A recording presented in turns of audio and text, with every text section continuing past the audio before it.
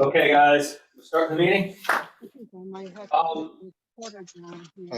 First of all, we recognize guests. I see Rob Napier's joined us for the first time. Thanks a lot, Rob. Pleasure Glad to to be have you with us. here. Pleasure to be here. Drove down here. I see other guests online. No, and in the room, I see nothing but familiar faces. Okay. Before we move on to the rest of the normal agenda, I overheard Tom saying that he had to leave early. And I wanted to ask a question about the Zoom recordings. So I'm certain that I recorded our last meeting on the cloud. Ultimately, it's my fault for not retrieving it very promptly. But when I went to look for it yesterday, there was nothing there. So were you guys forced to delete it in order to record your own meeting? Or is it just a mystery why it's gone? That's a question for anyone in the New Jersey or Philadelphia clubs. I don't record the meeting. Bill does. And I've never taken a recording down off the cloud. He emails me the recording for the meeting, but it's only the audio side. He doesn't send me the video side because it's too huge. But yeah, that's I need to ask Bill. Would you mind doing that?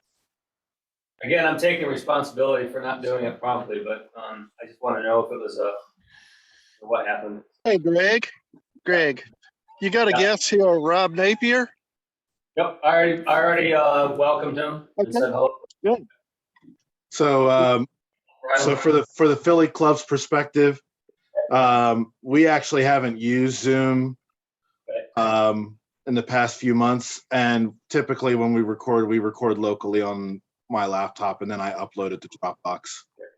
I was doing it locally, but it took so long to download that I was missing the after meeting lunch. So I started using the cloud.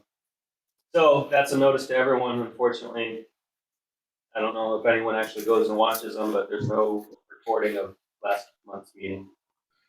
Well, I usually watch the show and tell when you post it on YouTube. Yeah, that's the good portion. All right, moving on then. Any additions or corrections to the minutes? No? Okay. Treasurer's report. You actually gonna do that, Ryland, or are we putting it off? Yes, I can do it.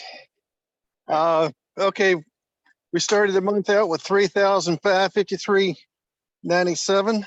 Collected $24 in dues. Disbursements, we had $37.09 for the back for the model shop, and $110 for the picnic shelter reservation, leaving us a balance of $3,430.88. We still have 6 members who owe dues. I've sent letters and emails to those, and hopefully we'll get something in return for that. So that's where we stand. All right, thank you. Webmaster's report, that's me. I want to thank Ron for the thumb drive that he gave me. I have to admit I've not yet reviewed it, but I will get to it soon. On the subject of procrastinating when it comes to photos, I apologize that if you gave me any photos of your models and I've not yet posted them, I will do so. And despite the procrastination, I still want to solicit more photos from you, particularly from our newer members. And I don't think any of our newer members are online or in the room, but I'll ping them later. I'd like to have as many of our members represented on the website as we can. Right now, we're missing a few. Reminder, when you're taking your photos, try and shoot with a neutral background. Take pictures from various angles. If you email them to me, send me full-size copies so that I can crop and just show a particular area without losing too much resolution. And be careful if you're emailing. Sometimes email programs will shrink the files down, and you have to tell it you want to send it full-size. I spoke with Beth, the volunteer coordinator at the museum, yesterday. He said there's been a recent surge in people calling to ask when someone's going to be in the model shop. I used to have a simple list on our calendar I'll put that back. But I'm also considering adding a special page that's more of a highlight for the model shop.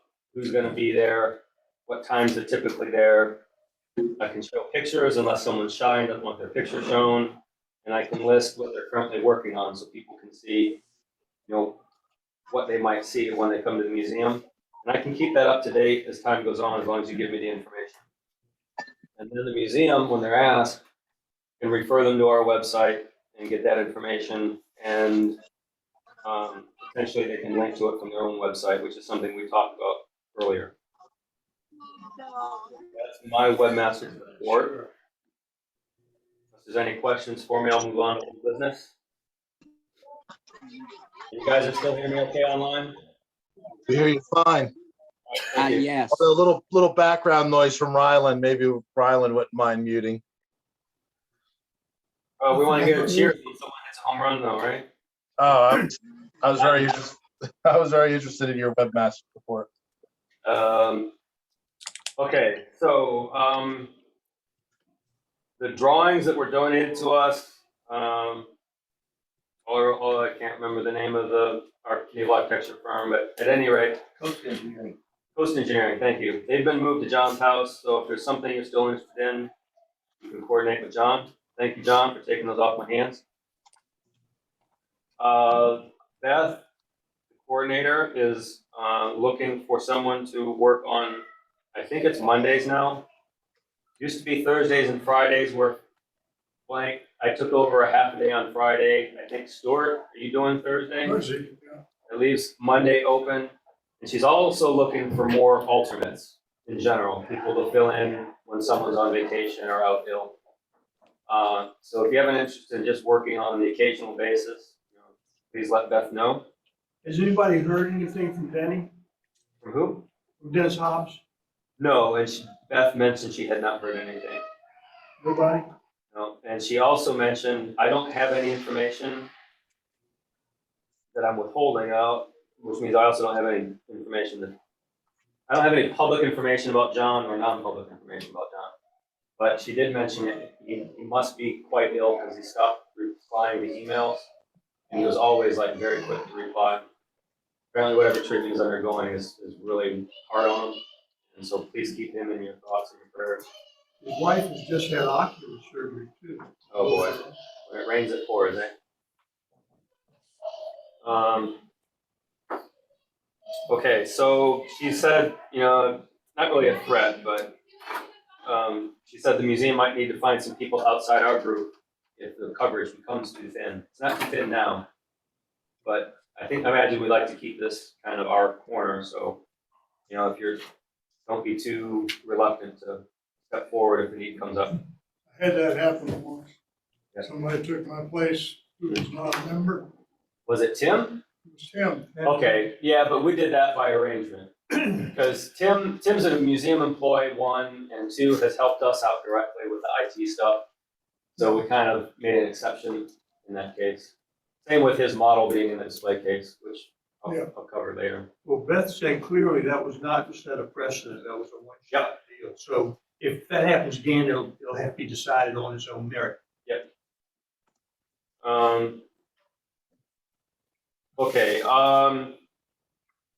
we need to have an inventory done of the stuff in the model shop that's worth inventorying. Obviously not down to ask every last toothpick and X-Acto knife blade. But if anyone that works in the model shop would be willing to start that, I would appreciate it. I could delegate that one if I can. Yep, okay, thank you, Ron. If anything's not owned by the club, know who the owner is if it's not ours. I don't know that applies to anything at all, but if it does, please let me know. I mentioned last meeting that I left a message with Tommy Pochard. I didn't mentioning the Eve's model. I didn't get a reply. I haven't gotten one since the last meeting either, and I've not yet made a second attempt, but I will do so soon. Everyone, I think, really liked Eve and his enthusiasm. If you ever met Tommy at a picnic or whatever, she's equally likable. So I think she might still be hurting from his passing. It's been a while, but they were pretty close. Okay, so, I said I wasn't certain about Beth's stance about usage of tools in the shop outside the normal volunteers, so I got a correction on that. People using tools in the shop should be official volunteers, and most importantly, ready and willing to engage with visitors if they're present. That's the main reason for not having just any member come in and use a tool and leave. They want, the whole purpose of that shop is to have an interaction with the guests. But nothing keeps you from being a volunteer. It's easy to do, and they're looking for alternates anyway. So if you feel a need to come in and use the tool on occasion, as long as you're willing to talk to the guests, if any happen to be present, you know, that's a way to get access to those things. Not a big ask. But since the tools in that shop are going to be limited to the volunteers, some of those tools were purchased with donations earmarked from model shops, so there's no question about whether or not they belong there. If any club money was used to purchase tools, if anyone has concern about the lack of availability, we might discuss how they could be loaned out. Certain tools probably should be moved, others could be. I'll go back to the previous bullet point about becoming a volunteer, so you can go, that's the easiest path. So you can go in and use them. Or we can just agree that even if club money was spent on those tools, that they were bought for the shop, and it's another form of donation to the museum. We already give the museum some money, like another way of doing it. Still our tool, but earmarked for that shop. I'm gonna keep it simple for now and say that if you want to use the tools, become a volunteer, go in and use them. If anyone has issues with that, you can raise them. But for now, that's the stance. I think it might be wise to not just do that at random. If you want to go in, let's say on a Tuesday, make sure the student knows you're going in to use it. Or he might say, I don't have room for you. So you Yeah, have to be courteous. sure. If anything was donated by an individual, like,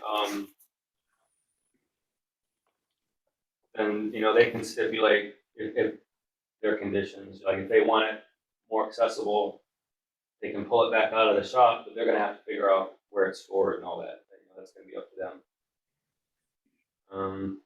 Like Dave Chelmo donated a bunch of stuff, and if he's happy it's staying in the shop, that's up to him. If he wants it more widely accessible, figuring that out's up to him. Someone made a comment to Beth about stuff being stored in the room. She stressed that the shop should not become a storage area for club material. She didn't see it herself, she was just passing along a comment. I mentioned books, and I said, I presume you're talking about the ones that were donated by Jane Fraser. So that's kind of a special case since he was a volunteer and they were given in the shop for use and demonstration and that kind of thing.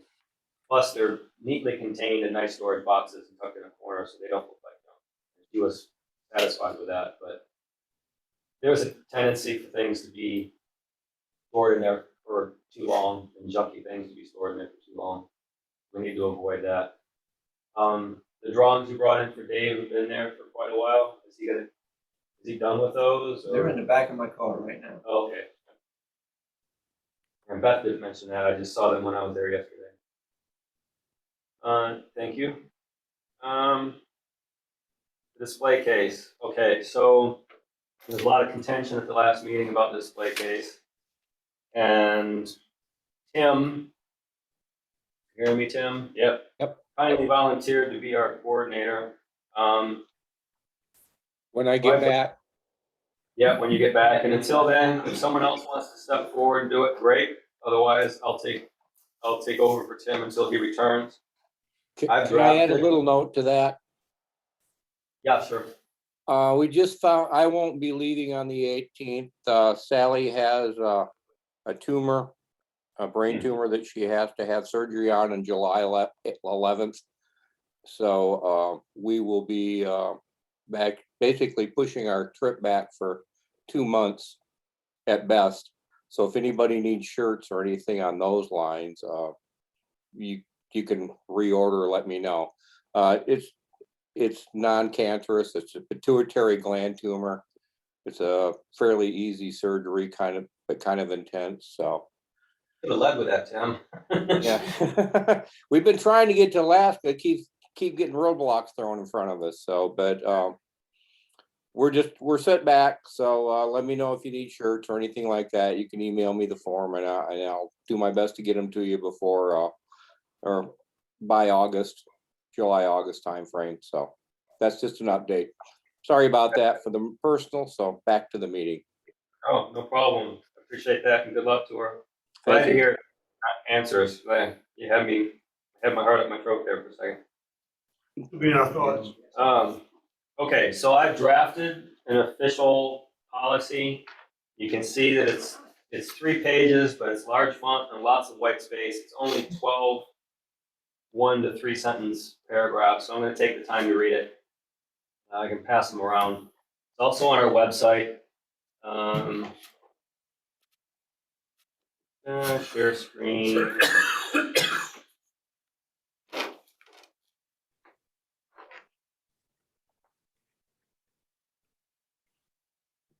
Lost you. Oh, you're not seeing my screen? Lost video. You're not seeing the screen? Oh, there we go. I have it. I had this up just a moment ago. I don't remember closing it. Maybe just a moment to get back to it. All right, so if you're logged in, this members part of the menu will be visible. Display case policy, you can review it. Give me your comments if you want. Again, I'm going to go through it. It won't take that long. All right, introduction. This document describes the policies for use of the display case at the Mayor's Museum Model Maker Shop. A copy of this document should be posted in the Model Maker Shop at all times in a clearly visible location, for example, the inside of the door. The Mayor's Museum staff have declared they do not wish to be involved in decisions made with regard to the display case, and that our own policy shall be sufficient. In the spirit of communication and full disclosure, the museum will be provided a copy of this document.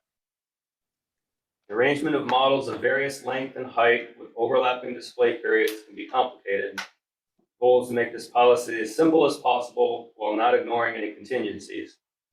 It will be correspondingly brief and unlike a boilerplated legal document.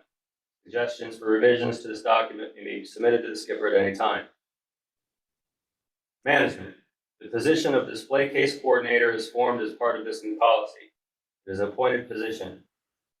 For convenience, the coordinator shall ideally be selected from the group of official docents who regularly volunteer to work at the Model Maker Shop. The coordinator shall operate under the general guidelines described below. Guidelines. Model makers. The display case shall house models made by Hampton Road Ship Model Society members. Short-term special exceptions can be made by arrangement of the coordinator and the skipper. For example, what we were talking about Tim earlier. Priority. Priority is on a first-come, first-served basis. Forms shall be made available, pending, containing fields for the information required by the coordinator for determining the arrangement and rotation of the models. Copies will be available at the model stand and on our website. Forms may be submitted to the coordinator by mail, email, or online if the webmaster can figure that part out. As far as practical, the model that has been in the case the longest shall be removed in order to make room for a new model. Other considerations are mentioned below, but perceived quality of the model is not to be a consideration in the least. Our membership is open to builders of all levels, and it is to our benefit to demonstrate this to the public, to show that skills may be developed gradually over time, and last but not least, to encourage all of our members to participate. So I put that paragraph in because somebody complained to Beth that we were planning to judge which models should go into the case and which should not. I know I said nothing that could be reasonably construed, interpreted, that we want to judge what goes in there and what does not. I clearly stated it was going to be first come, first served.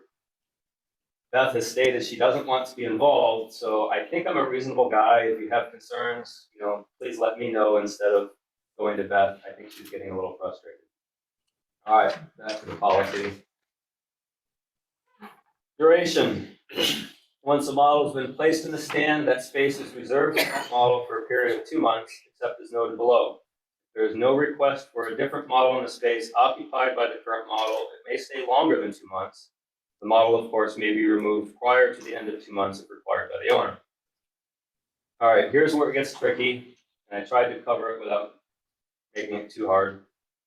Allowances for length and height should be made at the discretion of the coordinator, but reasonable attempts to rearrange models and shelves shall be made in order to stay as close to a first-in, first-out basis as possible.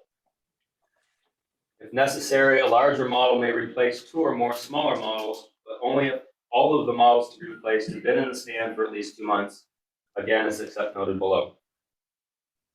If it helps to maintain a first-in, first-out order for the preceding paragraph, 1 or more of the models being displaced by a larger model may be moved to the location of another model, and at that point, they'll be sure removed from the case. Depending on the size of the models and the duration in the case, this may not always be possible, and the final decision is ultimately at the discretion of the coordinator. We've got 1 person managing all this, it's not a committee. There's another paragraph I'm going to skip over for the sake of time, but it's basically, it can get complicated when you've got things overlapping periods.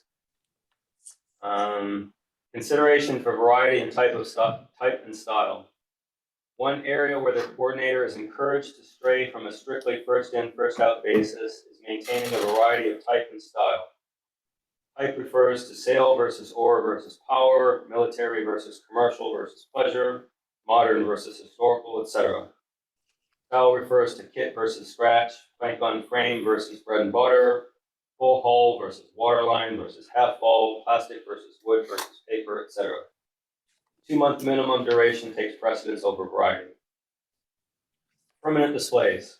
At the request of multiple museum docents who frequently use them in discussions with guests, some number of Dave's paper models will remain on display. The coordinators shall negotiate with Dave on the number to be displayed at any particular time. Handling of models. Those placing a model in the display case are implicitly agreeing to have their model handled by the coordinator if they cannot be present themselves when models, theirs or others, are to be rotated in and out. Almost done, guys. Every attempt shall be made by the volunteers to maintain a minimum of 3 linear feet of clear shelf space so that models rotated out can be safely kept until their owner can collect them.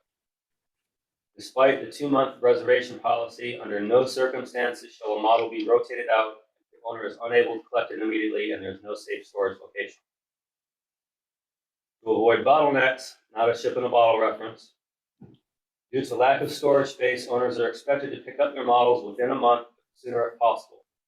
Repeated prolonged delays in retrieving models rotated out can affect acceptance of future display requests from an individual at the discretion of the coordinator. Special circumstances such as illness, long vacations, etc., shall of course be taken into consideration. That's that. So, What a meaning.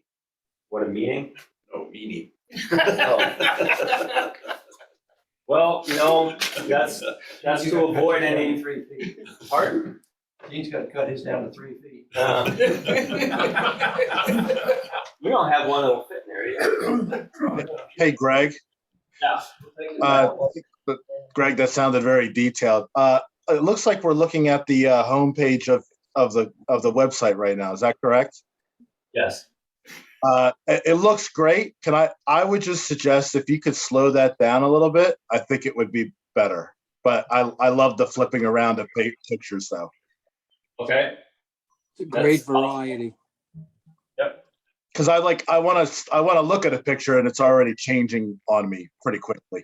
I don't know, Jay, if you click, it doesn't stop. Because all those pictures are elsewhere in the website too, but. I mean, it looks great. I love it, but I wish it would just slow down by 50%. I'll slow it down a little bit, sure, no problem. I'm almost certain that's a control in there somewhere. Greg, you didn't mention label copy on the ships in the way. I did, I figured I was gonna put that on the form that I mentioned. When I mentioned information required by the coordinator, I was gonna put that on the form Okay, rather than in the policy. just to keep everything uniform. Yep. Okay, so meaning, okay, I didn't think it was that mean, but you know, he's a sensitive guy, you know. I don't think that was very draconian, but it should help avoid any conflicts in the future when it comes to what's there and what's not there and how it's handled and who touches what and all that kind of thing. So if you have any suggestions, please let me know. All right, what did I do with my agenda? Okay, other old business, the survey regarding having conferences and exhibitions. There were 15 responses from our 52 members. Last meeting, I've received no additional responses since then, so I'm declaring that a relatively low interest. We're not going to pursue anything as complicated as a conference at this time, but we'll still pursue some of the better leads with regards to having an exhibit, library in Williamsburg. There's a history museum in Hampton. ModelCon. Yep. I missed something. You said model car. ModelCon, yeah. I was throwing in ModelCon. No, I mean, we'll participate in yours. We're talking about hosting our own. Oh, well, to me, it's a group effort. Yeah. No, we'll certainly participate in that. And since you mentioned ModelCon, the third possible venue I was about to mention was to play copycat. We could do something at Wisconsin/Nauticus if they were agreeable. So I'll probably continue to look into those options. Unless somebody else wants to light the fire, we'll put aside any thought of having a full-blown conference for now. That is all my old business. Does anyone else have any old business to remind me of or to bring up? Yes. Is it too soon to look into replacing the clerk? I couldn't decide whether to put that under old or new. I have it under new. Well, under old business, I think Tom was authorized to buy Right. new brochures, but the master of the brochure is on his computer. The son has. I took it on myself to recreate it Okay. again, and if you want, I can show it up here. Sure. Forgot where it is in there. I'm gonna have to unplug. All right, I'm gonna unplug one. Oh, we're showing. Basically, while he's putting that up there, it was real easy to duplicate using a program like that. So it's basically duplicated in the same. Because he gets it up there in the same format. It's the same.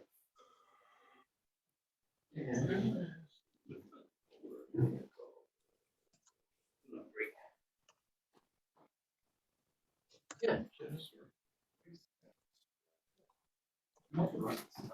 So what I did was, I took the old brochure and I recreated it, but I updated some of the photographs to some of the newer stuff that members have made since the last time we put this together, and swapped some out that I personally like. So that's my license for doing the work. Plus, there was a few sections that I rewrote, and I didn't like the way some of it sounded, but that's, once again, that's my prerogative. And then I made one more change that's not showing here, but down under the bottom of the first page where, scroll back down. Right here, okay. Where the web address is in the lower right, I moved it up a little bit, and there's another photograph of a half model that I put there. What I tried to do was select models that represented the spectrum of what we do. And like I say, I think there was an authorization to get this printed. Yep. I tracked down the printer that he was using. So if it's all right with the membership, I'll take this new format down there and get us another set. Motion. I'm not even sure we need one, so it was already I authorized. think it was already so- authorized, so I just wanted to let you guys know that. Well, We'll give you a vote of it changed confidence. over from action in the new Oh. format. Okay. I don't know what Robert's rule says. Everyone who has a vote of confidence for John Cheevers, everyone raise your hand. Okay, there we For the go. brochure, yes. Looks great. Aye, looks great. All right, that's what I had. Okay, cool. Thank you. If I can, I'd like to plug the ModelCon. Is that old business? I think it is because you already mentioned it once before. We can call that old. Okay. Can I share my screen real quick? Oh, sweet. All right. So yeah, as we know, ModelCon is August 6th. Expect to be there. It's showing between 10 a.m. 3 p.m. If you guys can register, that would be really helpful. The battleship does need to know who's coming on board. As you know, if you bring a model on board and you volunteer, you get free lunch, free access to the ship. You could bring 2 or 3 guests with you to also enjoy the ship. The main bulk of everyone is going to be on the fan tail of the ship, unless you specifically request the wardroom. Some people do specifically need it for specific reasons, medical reasons. I'm trying to keep that space allocated for those individuals. The battleship will allow you to drive up to the ship on the slip. We'll have to work through coordinating vehicles. There's only limited space to kind of come in, drop off, and then pull your vehicle out. There will be carts and elevators to assist, as well as some able-bodied individuals. We're pretty proactive about assisting where needed. So please go to PhiladelphiaShipModelSociety.com. It's on the main page where you can click the link. And if you can just please register and let me know if you're coming, that would be very helpful. And if you have any questions, you can reach me at modelship@yahoo. Okay, I'm pausing for a moment to write myself a reminder to put this on our website too. Okay, and I could send you the flyer if you don't have it. I'm pretty sure I can get it off your website, but I'm pretty sure you can, actually. So I hope to see as many of you as you can. I think it'll be a great show. all right, it was a really great experience last year. I plan to go back even though I don't have a new model to show. Bring the old one. I'd love to see it again. People might think it was redundant. I'll bring one that's in progress perhaps. Yeah, but you're not going to have the same guests as you did last year on the ship. So for them, it'll be new. How many guests were there that weren't participants? You mean like, well, it's whoever comes to see the battleship that day. The battleship sees on average on a weekday 500 people a day. Okay. So we just got to do a better job at shifting people to the fantail. So we're working on trying to come up with signage and fanfare to kind of get them to because once they get to the end of the tour, you kind of have to look at it through a keyhole to see when through the tents and all to see where we were, and we're going to try to bolster that up this year. Yeah, and if your model has sails, you might want to consider bringing a case because wind was a problem last year. Yeah, I'll bring zip ties because they do have vinyl walls that you can kind of tie to the posts. So. All right. Any other old business? Okay.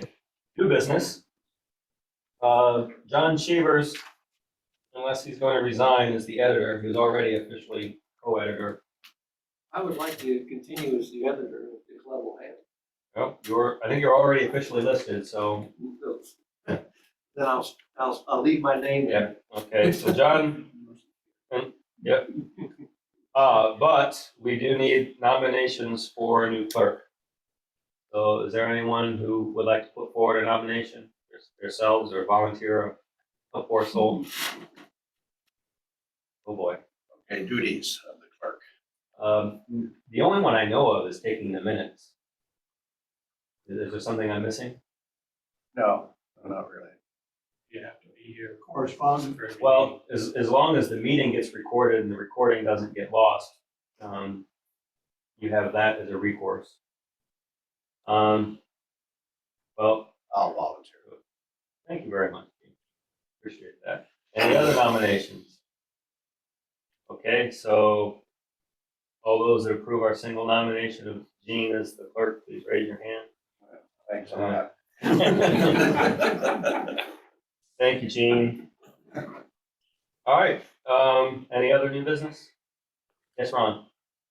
Got a list, so bear with me. For the past 10 or well, actually, a few years ago, for 10 or 11 years, the Bronze Door Society had an international wine classic in June. Well, that stopped with the pandemic, and then our suppliers stopped selling us wine for $9. It was worth 60 and more on the shelf, so we're converting it. This year, it's called Sips and Trips. I did not create that name, and I did not vote for it. But that's what it's called. It's going to be a tour of the museum with 3 stops for food and wine, big stops. One's going to be outside near the small craft, one's going to be in the Huntington area, one's going to be in the Eagle Lobby. 10 stops for locale and designation of significant seaports, ports of call, if you will. So it'll be a trip around the museum to those ports. The curators and collectors will be standing with objects and artifacts, some of which have never seen the light of day. They've been prepared for this exhibit, and the conservators, the collectors, and such are just tickled pink to be able to do this. So it's going to be great. It's going to be the 18th. This might be short notice, but we had it on WHRO and several other. And I've got a couple of flyers over here for you. The cost is $70 unless you're a Bronze Door member, in which case it's $60. Once you know, in the past, Bronze Door has given the museum a little over $500,000 to support the collections. The expected revenue from this combined is going to be about what we did before when we had a full scale. But the wines are not going to drop in quality. We'll have fewer wines, but there will be plenty. We had 90 wines in the old version. This time it's going to be more like 65 or 70 different wines you can choose. And they'll be selected to more or less match the ports of call. So that's the key theme on the 18th. The second may be more important to us. As you may know from your history books, in 1851, there was a very famous race in England. It was the Queen's 100 Guinea Cup. And it was a minor thing at the end of an exposition. And of course, the British naval fleet and the marine clubs and such were all ready to go around the Isle of Wight and back, see who was the fastest. Well, a fellow named George Steers and his partners in New York built a pilot schooner yacht, and sailed it over to England and challenged the British ships. The cannon sounded, the ships were all off into the races, except Mr. Steers' yacht. He fouled his anchor, had to back, drop the sails, retrieve the anchor, and then catch up. So obviously a handicap for Mr. Steers' yacht. When the race was over, a messenger went to the Queen and said, the event is concluded. And she said, oh, and who won? Mr. Steers' yacht, the America, won the race. Supposedly, the Queen said, and who came in second? And the messenger said, Your Majesty, there is no second place. From about the 16th century on, shipyards made models of ships that they wanted to sell to industry or to the Navy or whatever. And they were called, we call them Admiralty models now, that's incorrect. They're builders models, dockyard models, Navy board models, whatever you want to call them. Mr. Steers built a half model of the America before they built the yacht. Does anyone know where the half model is now? Yes, Where? there. It's here. And on the 18th, if you sponsor and come early, you will witness the unveiling of the original half model of the Yacht America. It'll be in the America's Cup Gallery right next to Crabtree. If you don't, you'll see it because that's where it's going to stay and reconfiguring. The America herself was owned by the U.S. Naval Academy at last ownership in 1942. She collapsed under snowfall and was broken down. But this original model will be on display, and it's a good-sized model. in the America's Cup Gallery. Okay, takes care of that. I might, can you hear me?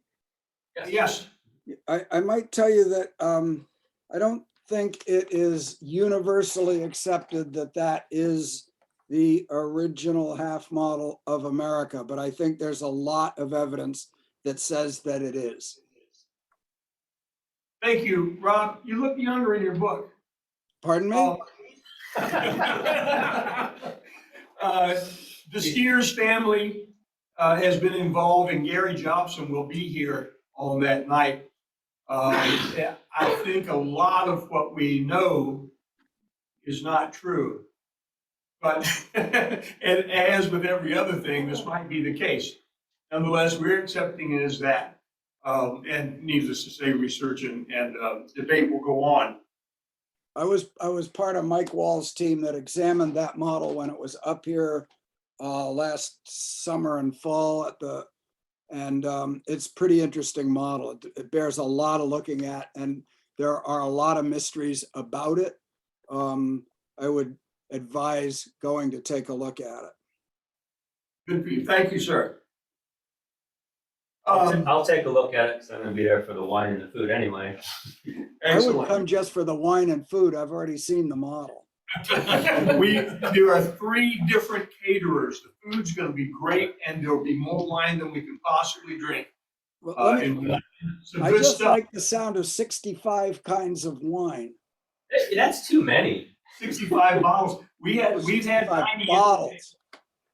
and some of the bottles have been the BV Georges de la Tour, $120 bottle of wine that you buy a $70 ticket and you get to drink. How many of those bottles of wine sailed on the schooner yacht America? I didn't hear the question. How many of those bottles sailed on the Yacht America? Oh, no, they were all taken from the hold of the American. Excellent. Those were the days when the U.S. didn't drink wine. In fact, when the Titanic sailed, if she had served wine to every table, the first night she'd have been out of wine. Had a lot of beer.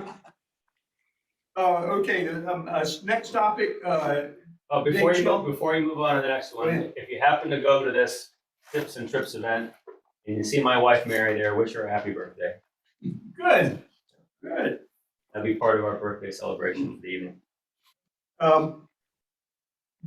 Dave Chomal was looking at doing July. Apparently, he's an interim dean. He may end up being the dean. He can't do July. I need a volunteer for our July meeting. Otherwise, we're okay through January.